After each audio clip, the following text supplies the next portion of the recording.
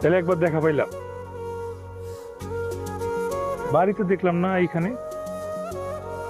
এমনি কোনো কারণ নেই। বুঝছি, বাড়িতে তো মন ভরে বিদায় দেওয়া যেত না, এই জন্য এখানে খাড়ায় আছেন, তাই না? এত বোঝা ভালো না। আবার দেখা হইব। আবার দেখা হইব, কথা হইব, কারণ এই পরানপুরে আমার পরানটা রাইখে গেলাম।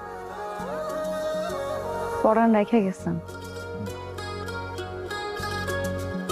তাহলে তো বুকের খাঁচাটা খালি হয়ে গেছে। বুকের খাঁচা ভরছেন কি দিয়ে? বুকের খাঁচা একটা পাখি পুষতেছে খুব যত্ন করে। কি পাখি? পরানপুরের অচিন পাখি।